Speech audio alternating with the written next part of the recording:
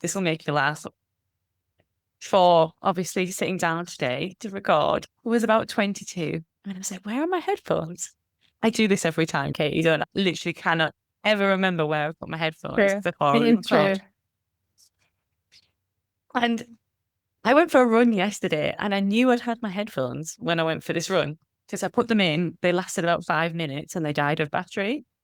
And then I came back and they were in my little pouch in my pocket. So I was like, so I know where the headphones are, but I don't know where the case is to actually charge them.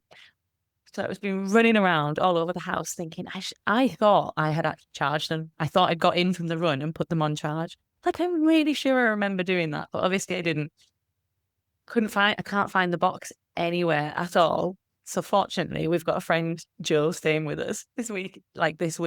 And he was like, here you go, use my headphones. I was like, thank you so much. You've literally saved me. Because if I turned up today, I was like, Katie, I've lost my headphones again. I genuinely think she's just going to stop the podcast with me right there and then. Have you checked your laundry hamper? Because weren't they there last time? Yeah, they were last time. So I need to look there again. Joe was like, so where do you usually put things? The good question, Joe. It's a good question. I was like, anywhere, really. Things just go where they go. I bet it's carnage in your house. I know. I actually had a good tidy up yesterday. No, not yesterday.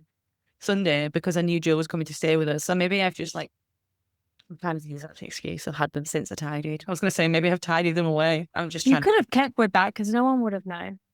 to, no. Oh, I'll find them at some point. I'll wait for the text. I know. Put them here. Which bizarre place I've put them. How are you anyway, Katie? What's your week been like so far? It feels like it's been like all over the place, to be honest. I've got taken like some time off work this week because Stuart's off as well. Mhm. And I do this thing where if I don't have some things planned, then I feel like I waste the time because I don't do anything, even though I really need that. That's how I recharge. I need to do nothing. But I'm already on Tuesday and I'm like, I have put in too much to this week and I'm going to need a break after this week. Oh, we've done it with the. Because I've put in too much. So maybe I'll learn. Maybe I won't. Right. That doesn't surprise me that you can relate. Actually, seems like something you would do as well. I think we've both had conversations where we're like, I don't, there's too much going on. The thing is, whenever you plan the things, it doesn't feel like too much. I don't know from like your perspective, but for me, I feel like, oh yeah, I want to do that. Oh yeah, I want to do that. That looks good. That's like fun. And I never want to. I always have enthusiasm to do something. So I book in all these things, and then forget that sometimes I need a bit of a break between them. I do the same. Do you think we'll just do that for the rest of our lives? Don't know. It depends whether actually is it a problem? Is it like really a problem for you? Because if it's a real problem for you, then I guess you may not want to. But if you actually like, I quite functioning like this, then does it have a bad impact on you and your mental health? I don't know. I'm asking myself that as well, by the way. It's a good question, actually. Mm. Find the never-ending quest of finding the balance between work and life and socializing and rest, and that is just forever Yeah. up and down, isn't it? Yeah. I felt like we were on the cusp of bringing that into the topic of talking about exercise. And I was like, I feel like there's something here because, like, I could be quite extreme with exercise. I used to be like, how can I, in a really clever way, intersect it? And it didn't land.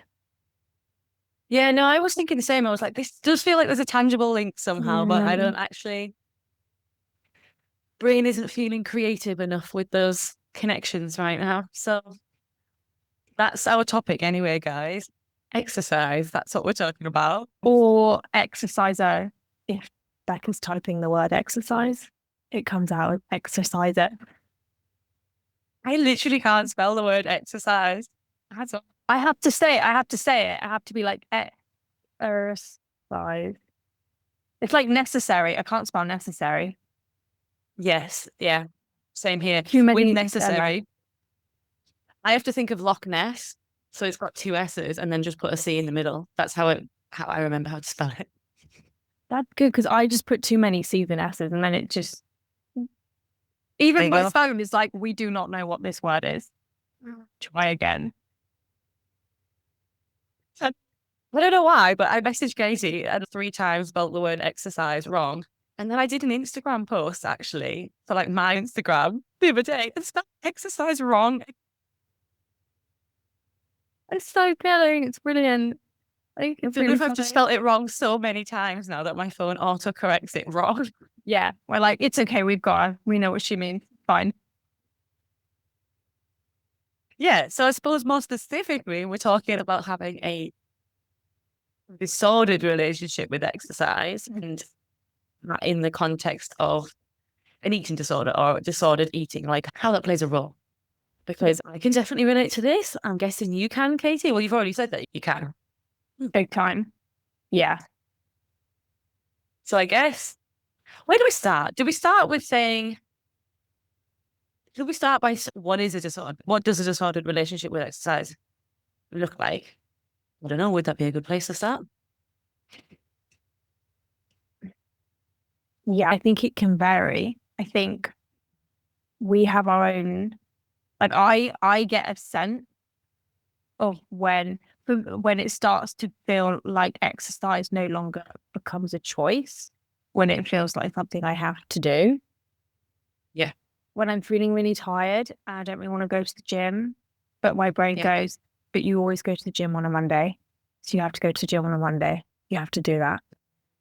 Yeah. And I feel like it's easier to go along, say easier, that's not the right word, but it feels like less of a battle to just go along with it than to actually say, no, I'm going to rest. I don't need that today. So I think something that can feel like borderline obsessive for me maybe won't feel like that with someone else. I think because for me, exercise was primarily a weight loss tool.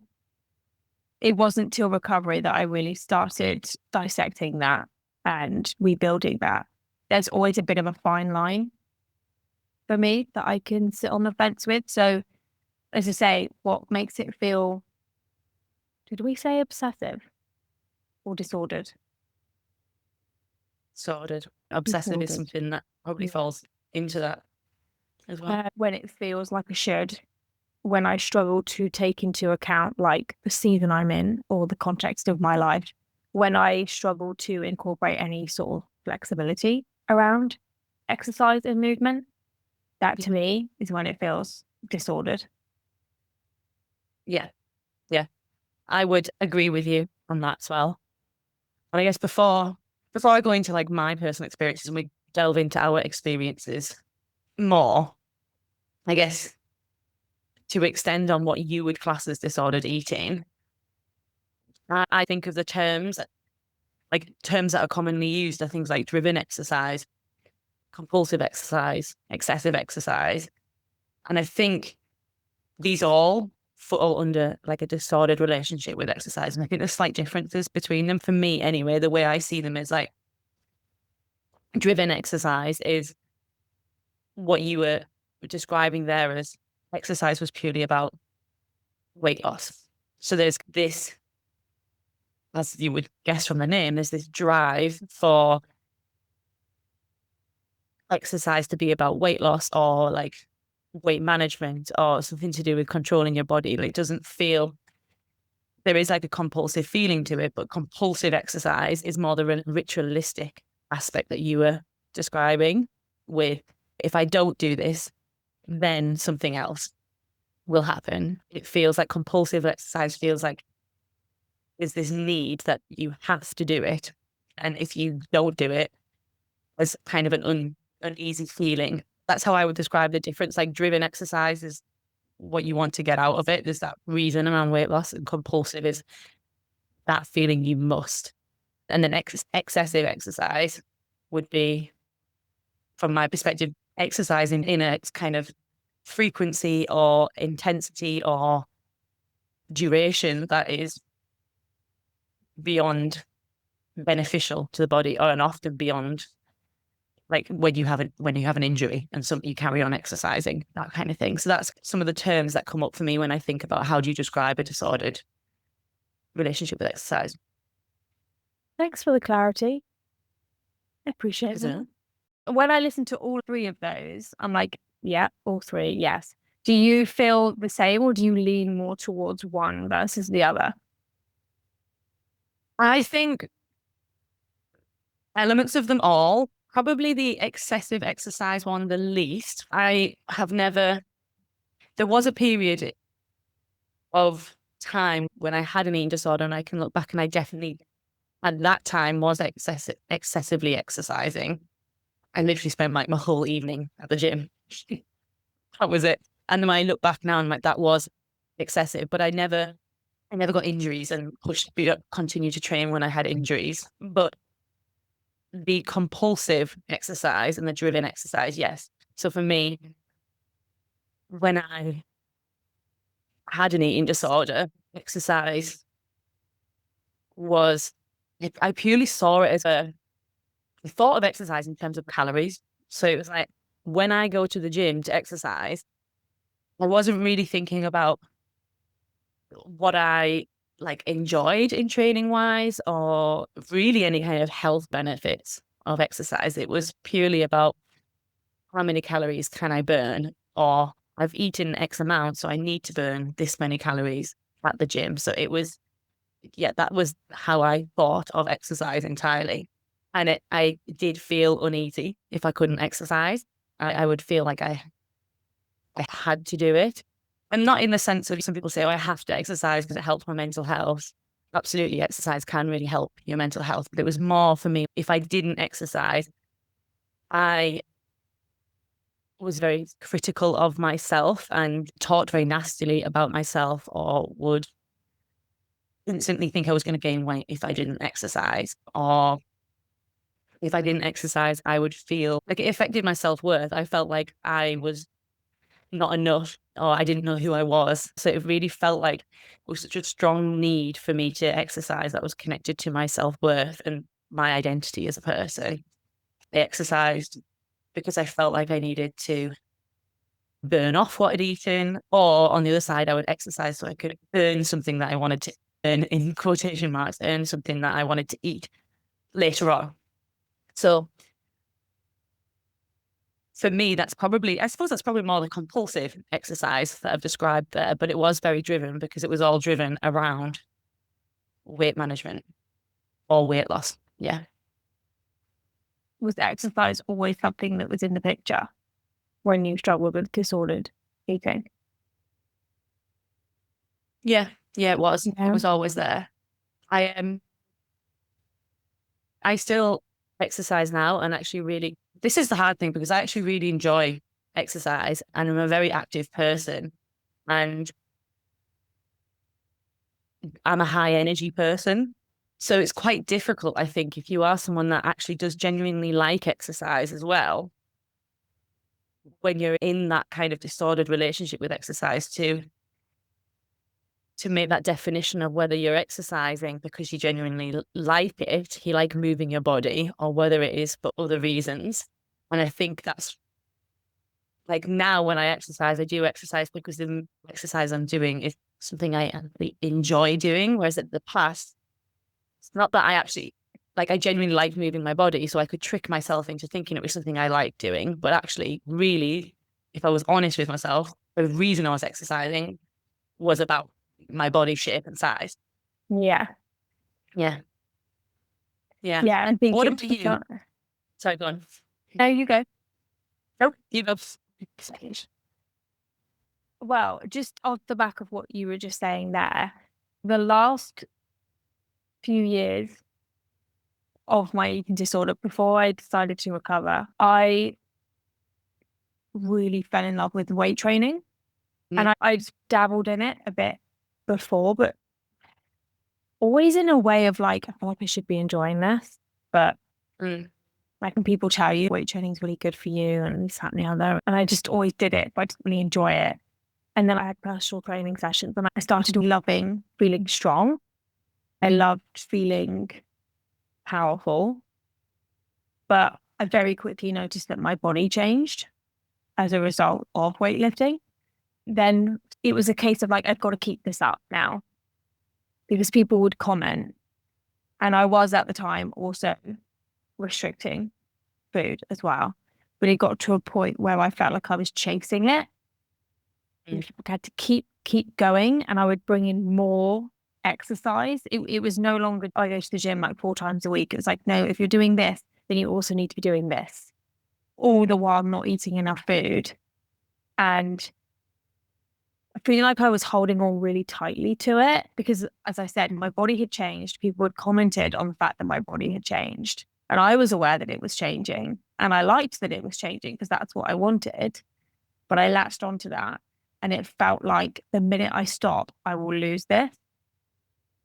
I have to keep going. Have to keep going. You have to keep waking up. You have to keep going to the gym. You have to keep your routine, regardless of how tired you are.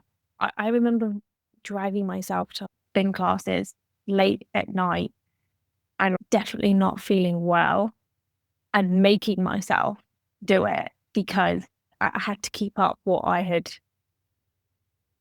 achieved. I could feel that it was running away with me. I could tell I didn't have a grip on it. But it was the first time I was in a body that people were complimenting, that people were saying, like, how do you look like that? What's your gym routine? You look so good. I'm really hungry and I'm tired, but I look good. So I need to keep this. I need a way of keeping hold of it. But as I say, always feeling like I was just one step away from losing it all. What was it you were scared of losing? It felt like the minute I did something that wasn't in the plan, whether that be food or whether that be exercise, my body would change. And the embarrassment of my body changing because people commenting on my body just reinforced the people paying attention to my body and people were noticing my body. So it's like if they notice it when I'm losing weight, they're going to notice when I'm gaining weight. And that feeling incredibly exposing. Yeah. So feeling like my whole body would just completely change. And the thought of that happening in a way that everyone could see, felt like everyone would see my weakness. Everyone would see that as failure. Because this is why when I started recovery, I had to leave that gym. I couldn't go to that gym. The idea of being seen differently was, I just couldn't grasp it. It never really felt solid, the exercise. I was just very aware that it was something that I would have to do forever. The way that I was doing it, I'm going to have to do this forever. There's no days off on this. I think there's a part of me that was always aware of that. It seems like others' perceptions were really important for you in how they perceived your body and what they thought of you based on your body. But what's really interesting is that you're saying you recognized it actually when it was happening. Like when you were in that kind of dynamic with exercise, you could see it for what it actually was. Because I don't think I actually did see it as what it was. I think I was under the illusion for myself that I was exercising that way because I just liked exercising because it was just healthy or it was normal. That's what everyone does. And actually, I don't know how much of that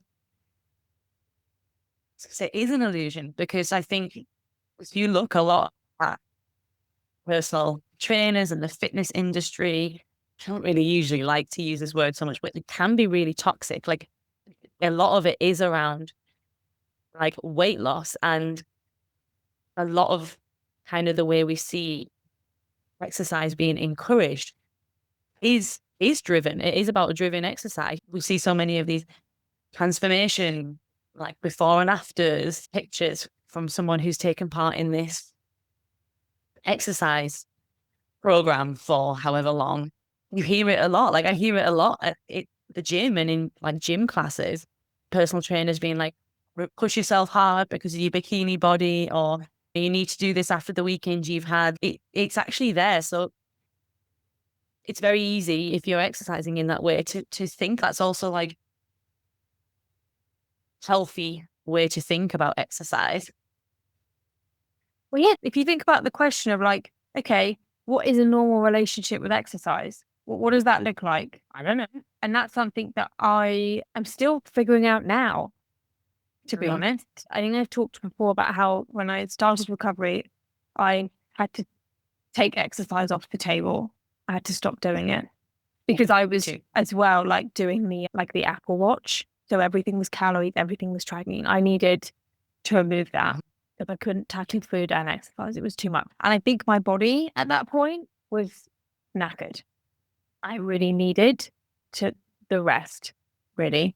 And I can remember then trying on numerous occasions, probably a year after being in recovery, so feeling really solid with food, trying to integrate exercise and noticing my brain still latching very easily onto thoughts that I used to have around exercise. Of if I went for a run and I really enjoyed it, I was like, oh, that was really good. I need to do that tomorrow and the next day and the next day and the next day. And no, okay, calm yourself, brain, chill. Let's try and enjoy the run for what it was. If I ran a certain distance, I need to match that distance. If doing less than that just feels a bit like, oh, was it even worth it? You did 2 miles yesterday. Don't do 1 mile today. What's the point? I noticed, and there were so many times where I would exercise again and then notice myself getting obsessive, normally by way of frequency. I wasn't exercising to compensate, but in a way of trying to do too much. And so I'd have to then like back off again. Right, okay, you need to take a breather. And I would say, honestly, even as recently as the last sort of 6 months is where I've been able to juggle this sweet spot of going to the gym and also being able to back off when I need to back off. But I also think it's a slippery slope. I still have moments where I'm like, maybe I shouldn't have gone to the gym. I probably should have rested. Maybe I shouldn't have done this. I've hurt myself. I've done too much. I'm still figuring out what normal looks like for me. Yeah. I don't know about you. I feel like I would say I feel quite solid with my relationship with exercise. And I think for me, I do have like goals of what I want to achieve from exercise, but they are no longer aesthetic based. So they're more around like skill based. So for example, I do Muay Thai and it's about developing that skill of martial arts. And another thing that I do it a bit less now because Muay Thai takes up more time and it's physically quite demanding. So I can't do as much weight training anyway. But before Muay Thai, I was doing weight training and it was more about like learning how to lift properly and how to be able to develop my strength in a way that is safe as well. The way I'm actually lifting is safe so that as I develop that strength, it's not brute force or anything like that. But yeah, like I say, but for example, I feel solid in it because I am doing less weight training because I'm doing Muay Thai. And that I don't feel like uneasy about that in the sense of I'm not fearing what will happen to my body, or I'm not like fearing that. Because in the past I'd have been like, oh, I'm not weight training, so am I going to lose my gains mentality? And there is a part of me that's a bit like, oh, I really enjoyed doing weight training. And I feel a little bit frustrating that I can't like fit it in among Muay Thai as much because I'd like to just have more time to be able to do that, but I don't. And Muay Thai's become more of a priority. So that's okay. That's how it's worked out. And that's why I feel quite solid because there's less sort of self-worth attached to exercise.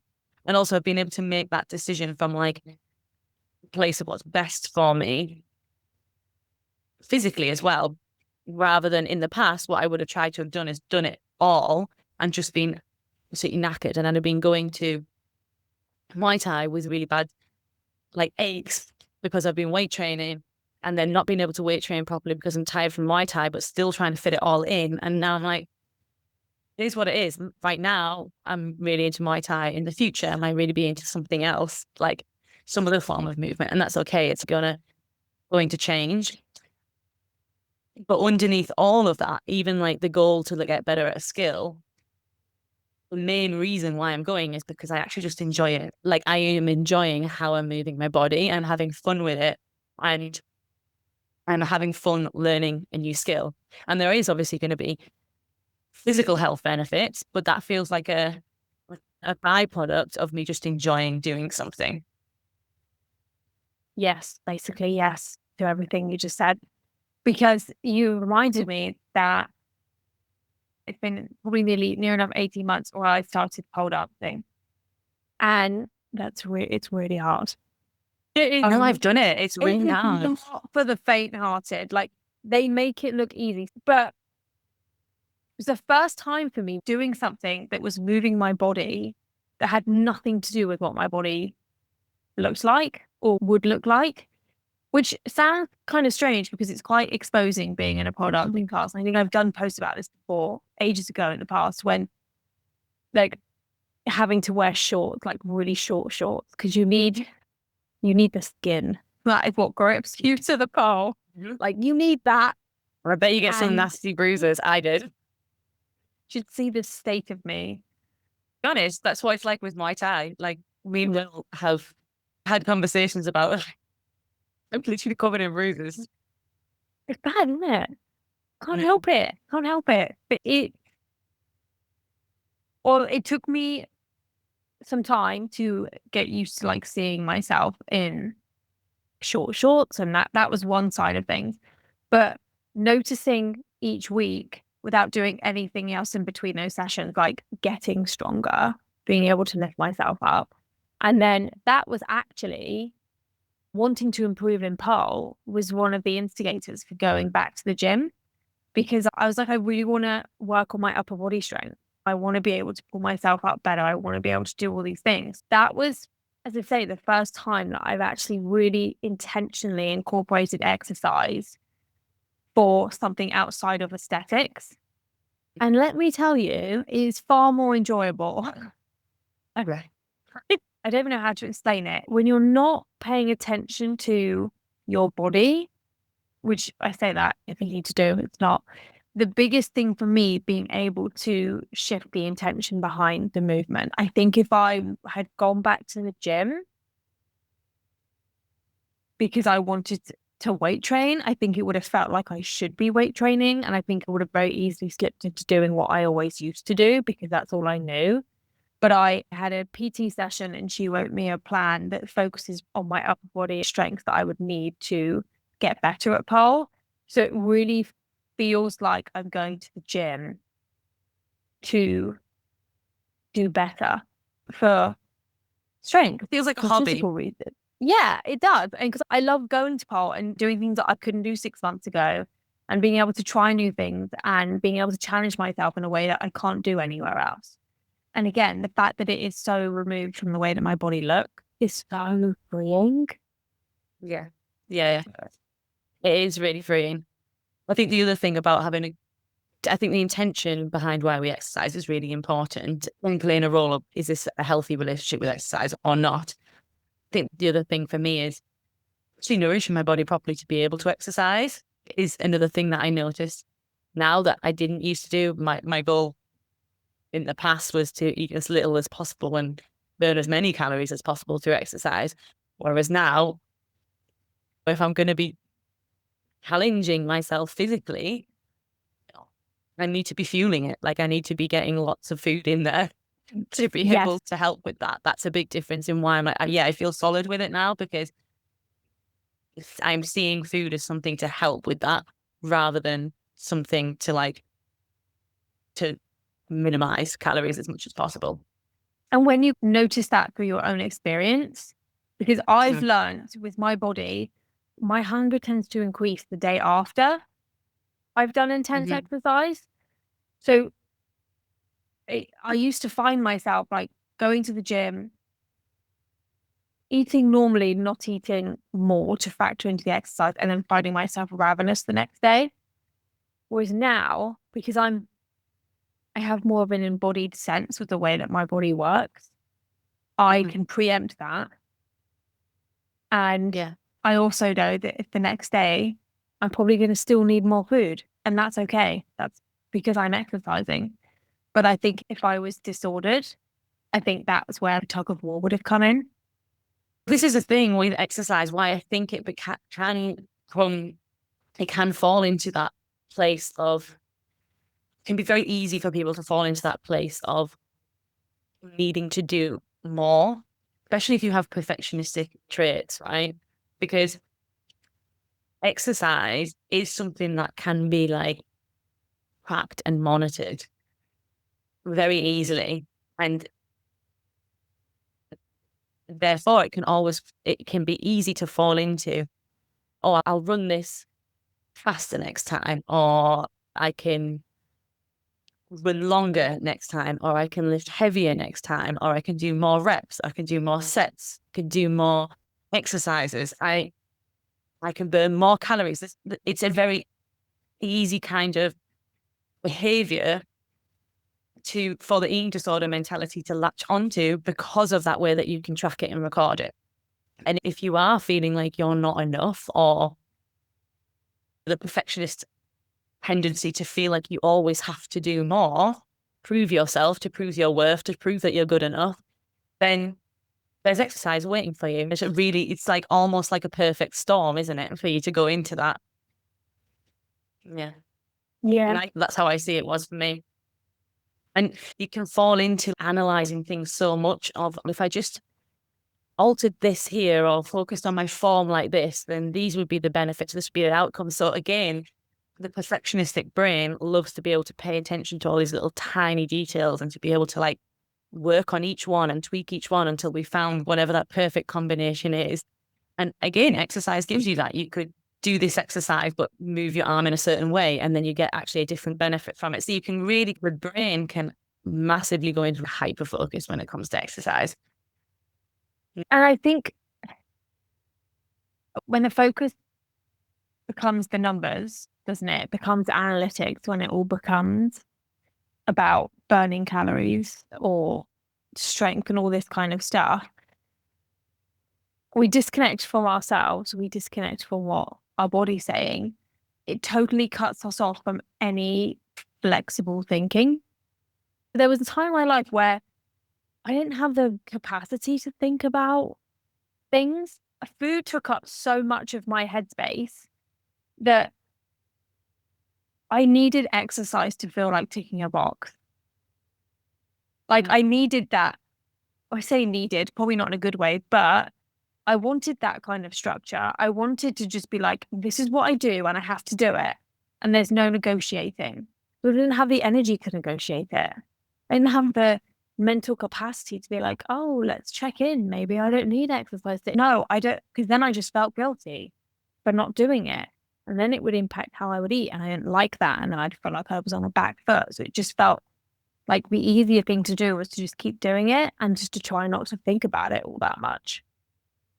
Sounds like to me, and you tell me if this is wrong, but that sounds like exercise was a way of just avoiding how you actually felt. Because if you have a structure, a routine that you're following, and you've got a watch that tells you know what to do, when to stop, all that kind of stuff, you don't have, like you say, you don't have to check in with yourself, so you don't have to really like go into yourself. Yes. It is actually almost a way of just avoiding yourself. Yes. And I think I was scared of what would happen if I started questioning or started thinking, no, maybe I don't want to exercise. It was like, no, Katie, you have to keep going because we now have this thing. We have this body. Don't question it now. Keep going. It gave me less room to think about other things because that was my focus. That's what kept me going. I think exercise can give people structure. If you've got a program to follow and you've got certain days of the week that you plan to go to the gym, you can create a routine around it. So I can see why that's an appeal, especially if you are feeling lost in other areas of your life, or overwhelmed in other areas of your life, or out of control, or just life feels chaotic. And I think we all feel that about life times. I definitely can see how when my eating disorder developed, I was definitely during a period of time in my life where it felt like chaos was all around me, and I had no ability to be able to control that or process that or understand what was going on. So I can see how exercise can appeal to people, that it gives you something tangible, that, you know, like anchoring that sense of being stable, or something's rooted when everything else feels Yeah. like unrooted. It's interesting when you said that, 'cause I was thinking about when exercise became really obsessive for me in the most extreme way that it ever did. And I think it came in at a time where I just met Stuart, and there was a vulnerability of being with someone else and having to be in a situation where someone else was going to get to know me. And so I think the body became, I didn't project it there, but I felt like, well, as long as I look good, that could be enough. As long as my body looked a certain way, then you don't need to know about all the messy other stuff that's going on inside, because I'll look really good. So that'll be fine. You know what that makes me think of? You know how earlier you were like, it feels really exposing for when people were commenting on my weight loss. I felt really exposed, and then I was gaining as I was worried about gaining the weight, because obviously that, if people notice the weight loss, notice the weight gain. That exposures, it feels like that's what you're describing there about Stuart, and it's actually, I need to control this body because I feel exposed. And if my body was to change, the changing in the body of the weight gain is like showing those little quirks. Do you know what I mean? I feel like I've really worked that very badly, but I see the parallels there. Yes, I think you're exactly Can right. you make sense of that better? Right. Probably not, to be honest. But I think overall there was a vulnerability that I guess in some way I did project onto my body, whether that was by way of trying to protect myself through my body from being in a new relationship, in a position where I'd have to be quite vulnerable and open with someone new.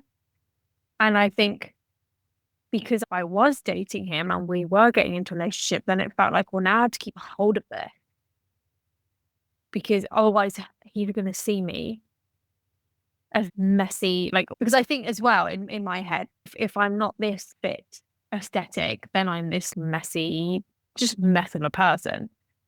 You know, You still think that now, or you used to think that? Used to think that, don't think that now. I mean, I am a bit messy and chaotic, but I embrace it. It's part of me. I don't mind. It doesn't bother me. It's what makes me me. But there was something else I was going to say after what you said, but it's totally left my brain because we went off on a tangent. Right? Sorry, that was my fault. I don't know. It just really felt so similar to what you said earlier. I'm glad you made the connection. You're going to be such a good counselor. I'm well excited for you. Thanks. Work on how I actually express things. Just in your face. The words don't come out in the way my brain thinks. I understood exactly what you were saying. Did you feel when you were exercising in a way that was obsessive, and it was by the sounds of what you were saying, very much attached to your identity, the way that you felt about yourself? Did you have a sense of like superiority? Yes. Yes, I did. And this links to something that I like was thinking about when I was thinking about what do I want to share on this episode. I remember there was so much superiority attached to it. Like, I don't even know where to actually start in explaining this. There was a time with one of my ex-partners, we did like a city run, and we did it together. And I, at the time, was exercising much more than I am now, and I did a lot of running. And my partner didn't really exercise, or it just really couldn't care about it that much. So we did this run together, and we agreed to run it together the entire time. And that was slower than I would have ran it. And I remember finishing the run and feeling like that wasn't enough. It wasn't intense enough. I hadn't pushed myself enough. And like I hadn't proved how fast I could have done it. I actually, after the run, I went to the gym to, because I needed something at the time. I felt like I needed something more intense, but also there was some superiority attached to that because I wanted to prove I could have done more than that. Like I could have done that faster. I could have done that longer. Like that wasn't enough. Obviously really horrible to my ex-partner to be like, it could have been something that we could have done and really connected with each other and had fun, but we didn't. I had to make it about me being able to do more. And even things like I would go to the gym on a Friday night and post a video of myself in the gym on a Friday night and felt really superior to be like, oh, look at me. You guys are all out drinking and I'm at the gym on a Friday night. Look how cool I am. I'm superior. That's how it felt. I genuinely thought like I'm superior because I'm at the gym on a Friday night and you're not thing.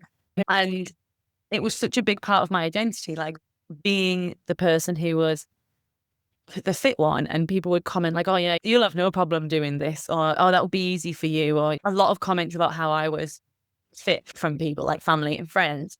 And it made me feel like, really hate to say it, that it was better in some way. I really don't like saying that, but recovery is about being Yeah. honest about these things, right? And I remember when I met Will, and we met and we were friends first, like we didn't become couple for a couple of years actually.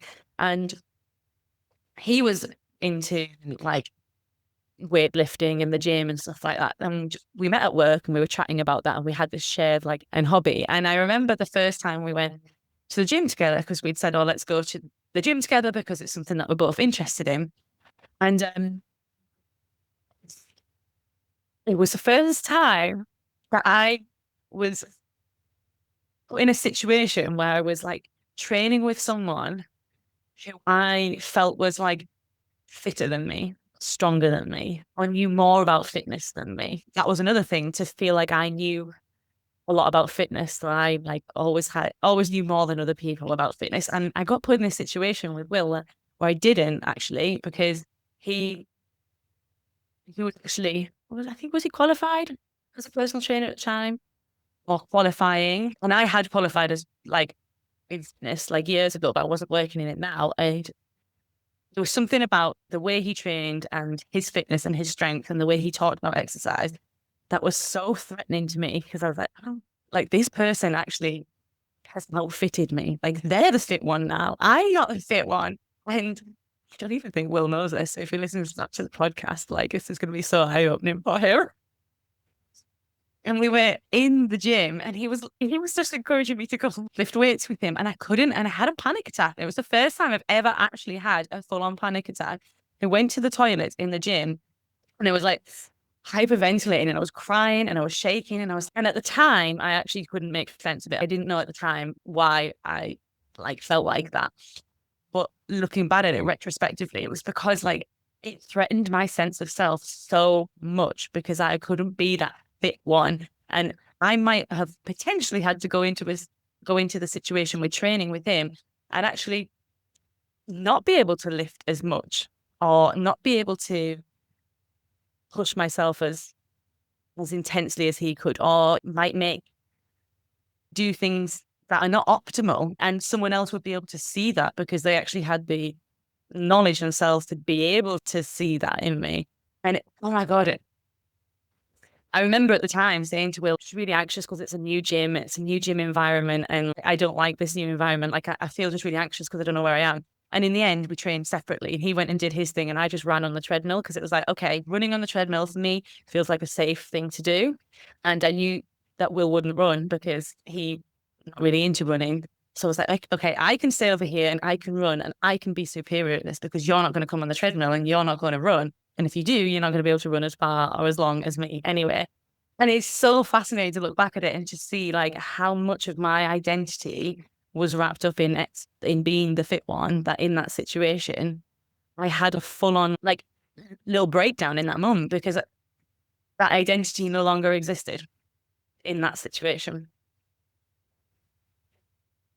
I just want to say that when you first started talking about going for that run, the city run that you and Will did, and how you felt like you That were wasn't me consuming and it all. Will.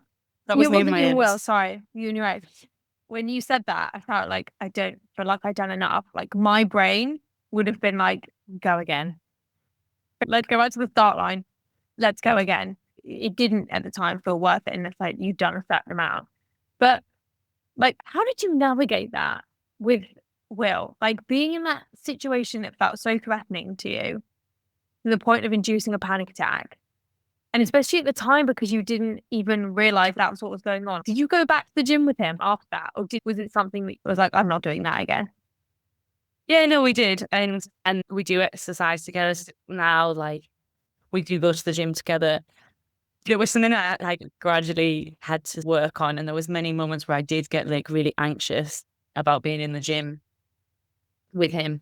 But I do think that working on my identity, like outside of the gym, was helpful for that. And also recognizing that Will didn't like me, I could do in the gym. He liked me for other reasons. And then at the time, we were friends at the beginning of this as well. So just like he wanted to be my friend, regardless of what I could do in the gym. And seeing that he wanted us to train at the gym together because he just genuinely saw it as like a fun activity that we could do together rather than a competition like between me and him, which is what I was going into it. I was like, it was a competition. That's a thing. Like, everything was a competition when I had a disordered relationship with exercise, a competition with myself, a competition with others, and everything was an opportunity to exercise as well.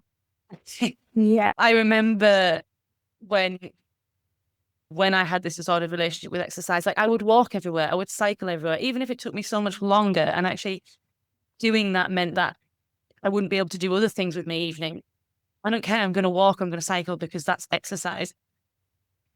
If I've gone shopping, I'm not going to, I'm thinking about when I lived abroad here. Like if I went shopping, I wouldn't get a taxi back from the shops. I didn't drive or have a car at the time. I was going to walk with those bags as heavy as they possibly could because that was an opportunity for me to burn calories. Every time I could do something that would mean I would burn calories, it's what I did. And I see now how much stress that was to put on my body non-stop. How sad it was to think of life in that way, to almost to be so unpresent in kind of life because I'm always thinking of, oh, can I burn calories here? Can I burn calories there? Can I exercise or move a little bit more? That really makes me feel sad for myself. And also just how much it limited my ability to do other things because it took up so much time.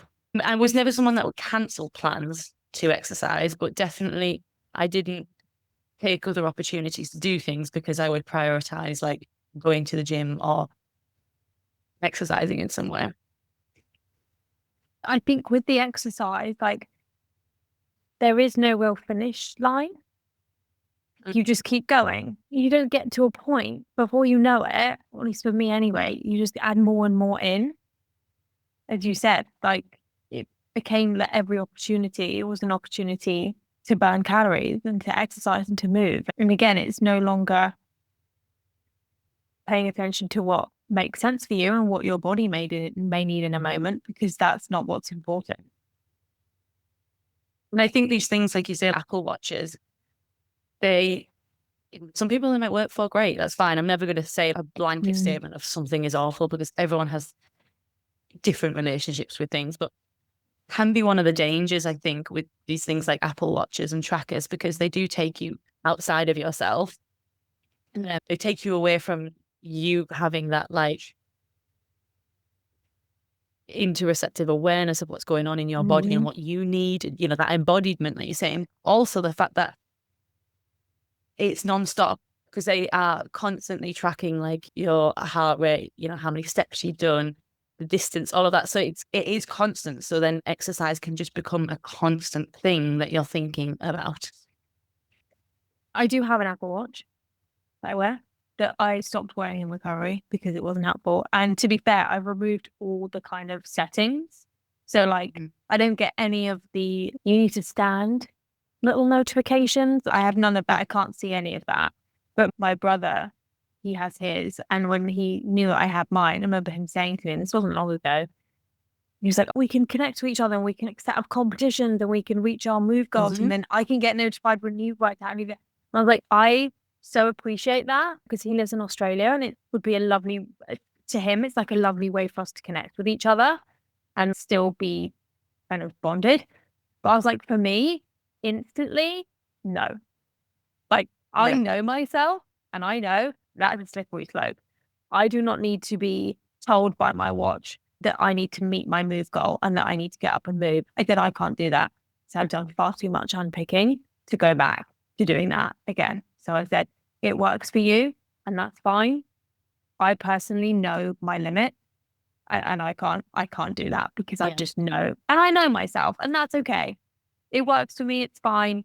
I'm just not willing to put myself in a situation where I feel like I would so easily become attached to these numbers and I would spiral with it. And I don't need that. How mad though that this little device on your hand, like you need to stand up now. So How on earth does it know? Like it doesn't know what's going on in your life. It doesn't know what you're doing. Because also sometimes like I'd be at work and I'd just be moving my arm. I'd be like, go on then, register that I've stood up. Like I'm not even doing anything. I just need to tick the box. I just need it to know that I've done it. So it wasn't. I was going to say that when you said it'll tell me to stand up, my initial reaction was like rebellion. Was like, who the hell are you to tell me that I need to stand up now? But then the follow-up response is like after that initial rebellion is, oh, but maybe I should. It's told me to do this. Oh, and it's going to carry on. Going to carry on reminding me. So if it carries on reminding me, I might as well just do it. Like, like so I can see like how I've never had an Apple Watch or anything like that. Like I've used like my Fitness Pal and things like this, but I've never actually had. I don't like things on my wrist. Like I can't really stand the sensation of something on my wrist, especially if it's tight. So it's just actually, fortunately, that sensitivity for me has meant I've never had one. I've definitely seen like at one point my mum had one, and I remember this is years and years ago now. And my mum doesn't have a disordered relationship with exercising in general. She's like quite balanced with exercise, and she doesn't really formally exercise, to be honest. She gets her movement through things like gardening and walking and things like that. And she always has them. But she had this watch at some point, and I remember it saying that she needed to hit her step goal, whatever that is, which I think is we could do a whole podcast episode around like these like arbitrary rules that are created around food and exercise and stuff. And I remember it saying to her that she hadn't hit her step goal, and she was just like jumping in the front room doing star jumps to get her steps up. And it's not even steps, like you're just tricking this device. Oh yeah. Every time I brush my teeth, my watch is like, it looks like you're working out and it thinks I'm on the cross trainer. Like I'm just brushing my teeth, but that's fine. So yeah, they are slippery slopes. I think the only reason I keep it on is because I find it so helpful to get notifications on my watch so I don't have to be on my phone. See, I think I would find it more distracting. Yeah. Because if I've got my phone, like I have to physically pick it up and unlock it and then open it to check messages. Yeah, that's annoying. So I can have a bit more of a break. I can have a bit more like separation from like that on world. What people are saying and be like, oh, that can wait. And I wouldn't. I'd be like, I've read the message and I need to reply. Do you know what I mean? So I'm like, it's not important. It can wait. I'll do it later. I'd find that hard because I'd be like, oh, I need to reply to that now because if I don't, I'll just forget or whatever. Like I'd feel like impulse to reply instantly. I get that. I can see both sides. Yeah. Anyway, feel like this is a good point to wrap up. Yeah. I think something what I haven't really gone into is the things that helped me with getting from that point to this point. So maybe that's something we could talk about in another episode. People think that would be helpful, maybe to know what did we do that helped change that relationship with exercise. Let us know in the comments if that would be. Yeah. Sounds good. Anything you want to add, Katie? No, but I always find that when we have these conversations, I then walk away and think of like 8 things I could have said. That's good because the podcast is that's fine. It's an ongoing thing. So there's just going to be another episode. Of our ramble. Yeah. Right. I really need a wee, so I'm going to have to dash on throwaways. Thanks, guys. We'll see you in the next one. Bye. Bye.